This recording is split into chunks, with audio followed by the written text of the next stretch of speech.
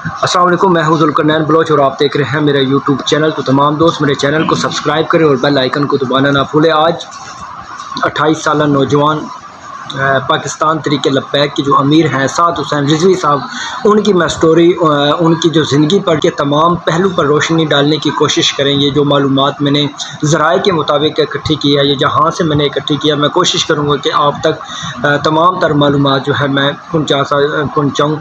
आज किस हवाले से बात करेंगे? आज तो हम एक ऐसे सियासी कायद की कहानी मैं सुनाने वाला हूँ जिसके वालिद साहब का मीनार पाकिस्तान में जनाजा पढ़ाया गया। इंडिपेंडेंट ज़राए के मुताबिक कहना था कि ये सबसे बड़ा जनाजा पढ़ाया गया है और उसके बाद फिर 2 साल बाद फिर मीनार पाकिस्तान के उसी ग्राउंड में पाकिस्तान की तारीख़ का सबसे बड़ा वलीमा हुआ है।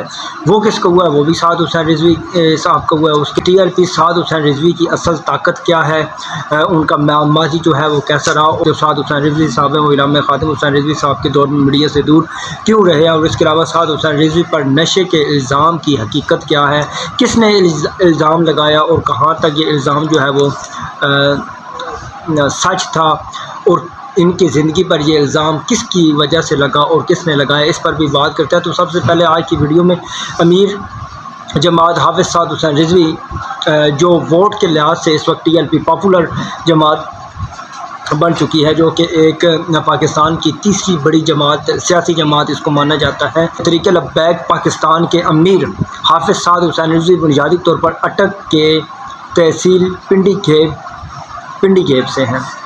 इनके वालिद ख़ादिम हुसैन रिजवी तहरीक लब्बैक के बानी थे। ख़ादिम हुसैन रिजवी को कौन नहीं जानता, बल्कि पूरे पाकिस्तान क्या मुल्क के कोने कोने में लोग जो है वो ख़ादिम हुसैन रिजवी को बहुत अच्छी तरह जानते हैं, जिनका नारा था लब्बैक लब्बैक या रसूल अल्लाह।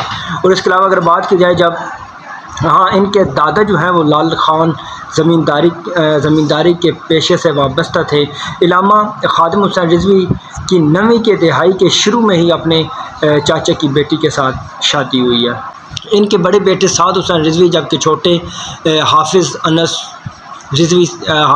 साहब थे, और 2 बहनें भी हैं। उन्होंने अपना बचपन जो है और लड़कपन लाहौर शहर के अंदर गुजारा, और जबकि इनके जो वालिद थे वो कई मसाजिद में इमाम व खिताबत का ये फ़राइज़ सर अंजाम दे रहे थे, ये जो ख़ादिम हुसैन रिजवी साहब थे।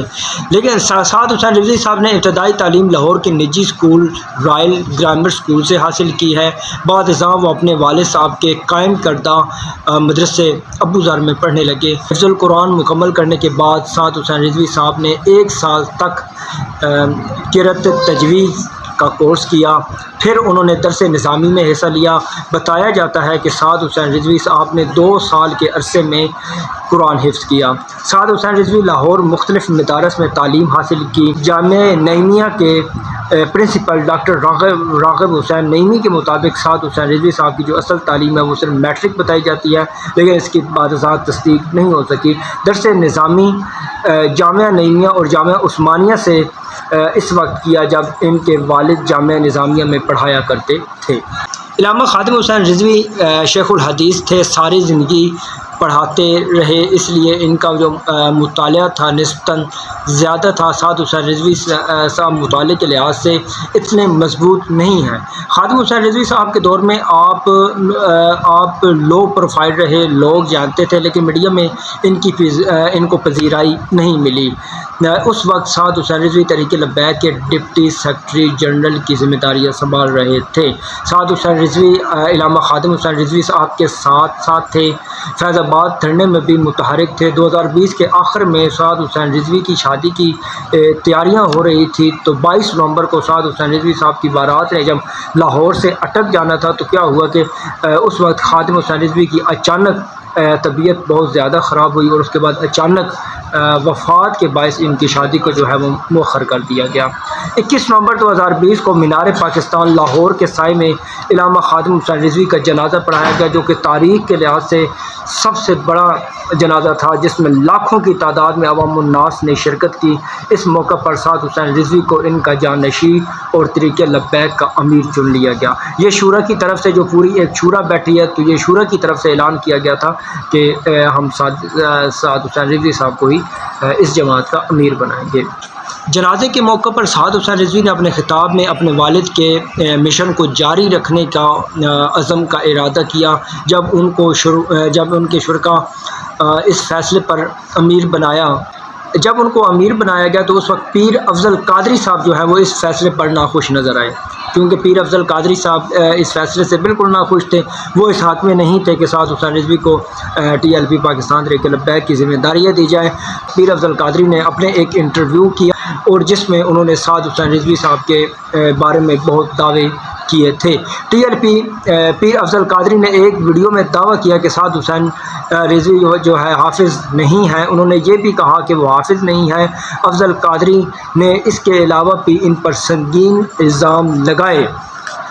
पीर साहब ने यह भी कह डाला कि साद हुसैन रिजवी नशा करता है। ये जब इख्तलाफ हुआ तो ये पीर अफजल कादरी जो है ये इनके बयान सामने आए। तो दूसरी जानिब फिर जो शूरा थी, शूरा तमाम जो है वो बैठे, उन्होंने फिर अपना एक बयान दिया। उसमें उनका यही कहना था कि पीर अफजल कादरी पर भरोसा नहीं करना चाहिए, क्योंकि उन्होंने पार्टी को उस वक्त छोड़ा जब उनके बयानात की वजह से पार्टी बहुत सख्त क्रैकडाउन से गुजर रही थी।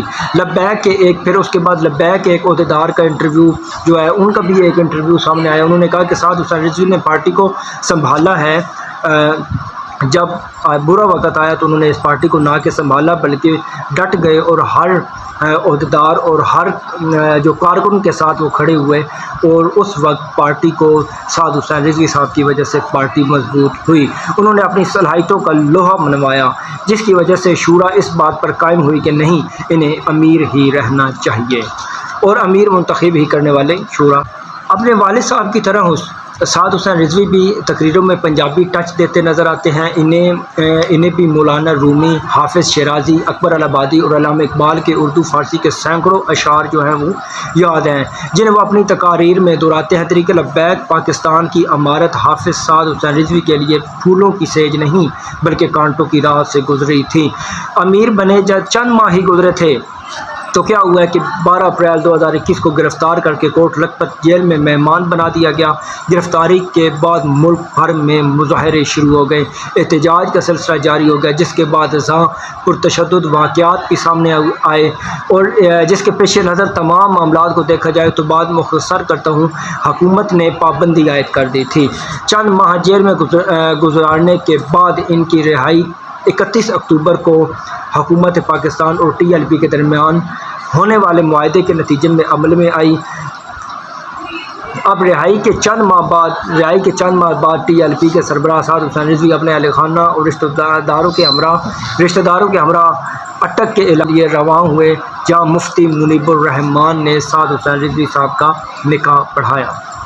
रवां बरस 6 फरवरी को इनका वलीमा मीनार पाकिस्तान के ग्राउंड में हुआ, जहां हज़ारों की तादाद में इनके कारकुनान, इनके दोस्त और रिश्तेदारों ने शिरकत की और रिश्तेदारों भी मौजूद थे। अब सियासत की बात करें तो इनकी जमात ने मुल्क भर से TLP के उम्मीदवार लाने का ऐलान किया। और मैं अहम बात बताता चलूँ कि 2018 के आम इंतखाबात में जब इन्होंने हिस्सा लिया था तो इन्होंने सिंध असम्बली में 3 नशिस्तें हासिल की और उसके बाद इन्होंने 22 लाख से ऊपर 2018 में वोट हासिल किया था।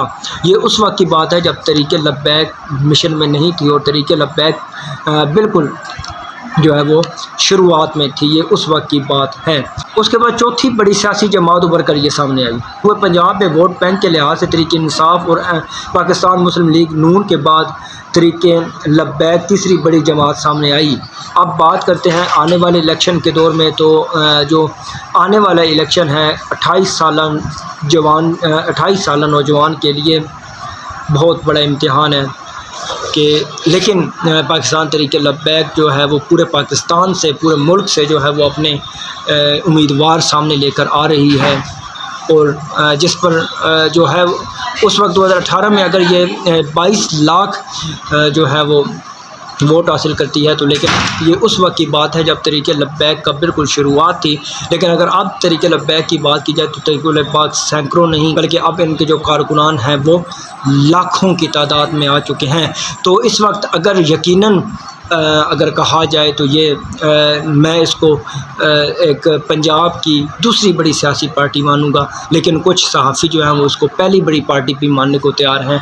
तो अगर हक़ राय से ये वोट हासिल किए जाते हैं तो तरीक़े लब्बैक देखते हैं कि इस वक्त 28 साल नौजवान जो है साद हुसैन रिजवी साहब, उनके लिए ये एक बहुत बड़ा इम्तिहान होगा। तो जितनी भी मालूमात आपको पहुँचाई है, हमारी यही कोशिश होती है कि साद हुसैन रिजवी साहब पाकिस्तान तरीक़े लब्बैक के जो कारकुनान हैं या जो चाहने वाले हैं, तो हमारी यही कोशिश है कि आपको हर वीडियो में तरीक़े लब्बैक के हवाले से आपको कोई मालूमात दी जाए ताकि आप उसको ज़रूर सुने और आपकी मालूमात में इजाफ़ा हो। अगर आपको वीडियो अच्छी लगे तो चैनल को सब्सक्राइब करें, बेल आइकन को ज़रूर दबाएं और इसके अलावा मेरी वीडियो को ज़रूर शेयर करें। इसी के साथ अपने मेज़बान ज़ुल्करनैन बलोच को इजाज़त दीजिए। तब तक के लिए अल्लाह हाफ़िज़। पाकिस्तान ज़िंदाबाद।